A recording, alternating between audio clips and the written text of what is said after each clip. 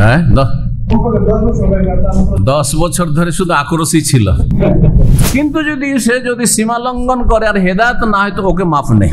যারা ভালো মানুষ তারা দুই রকম আছে, ভালো মানুষের ক্যাটাগরি দুই রকম। একটা হচ্ছে দ্রুত আবু বকরের মতো, আলীর মতো তাড়াতাড়ি ইসলাম কবুল করা, আর একটা হচ্ছে ওমর রাদিয়াল্লাহু তাআলার মতো বা আমর ইবনে আসের মতো। হ্যাঁ, আব্দুল্লাহ বিন ওমর বেটা আগে হেদায়েত হয়ে গেছে, আমর ইবনে আস পরে। কেউ যদি হেদায়েত হয়ে যায় তো ওকে মাফ করা আছে।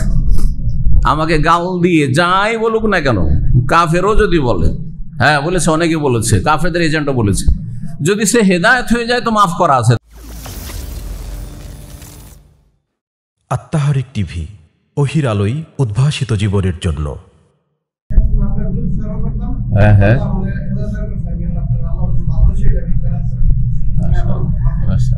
ভাইয়ের প্রশ্ন হচ্ছে যে এক সময় আপনার অনেক বিরোধিতা করেছি, অনেক বিপক্ষে কথা বলেছি, তারপরে যখন ভালো করে আপনার বক্তব্যগুলো শুনেছি তো আপনার বক্তব্যের মাধ্যমে আল্লাহ তাবারক তাআলা আমাকে হিদায়াত দান করেছেন, আর আপনার বিরুদ্ধে আমি অনেক কথা বলেছি, তাই আমাকে ক্ষমা করে দিন।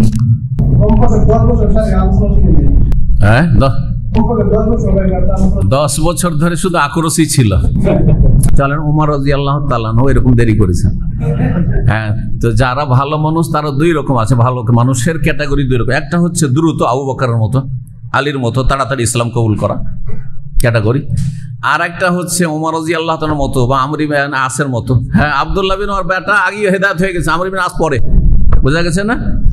হ্যাঁ, ওই রকমই আবু সুফিয়ান, হ্যাঁ দেরি করে, হ্যাঁ আব্বাস রাসূলের চাচা দেরি করে হেদায়েত হয়েছে। তো আল্লাহ নসিব তো করেছে, বলে আলহামদুলিল্লাহ।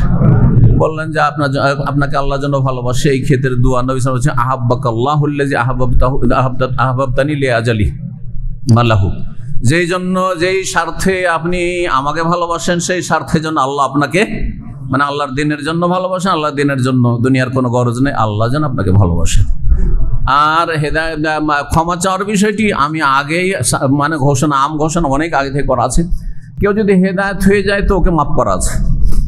আমাকে গাল দিয়ে যাই বলুক না কেন, কাফেরও যদি বলে, হ্যাঁ বলেছে, অনেকে বলেছে, কাফেরদের এজেন্টও বলেছে, যদি সে হেদায়েত হয়ে যায় তো মাফ করা আছে তাকে, আল্লাহর স্বার্থে, আল্লাহর সন্তুষ্টির জন্য, দিনের স্বার্থে।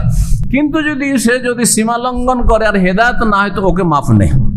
হ্যাঁ, এতটুকু হাসরের মাঠে বিচার হবে, এবং তাকে নেকি দিয়ে হোক আর যা দেওয়ার, নেকি যদি শিরক বিদআত করে নেকিও নাই, তার কি দিয়ে পেমেন্ট করবে সে চিন্তা করুক।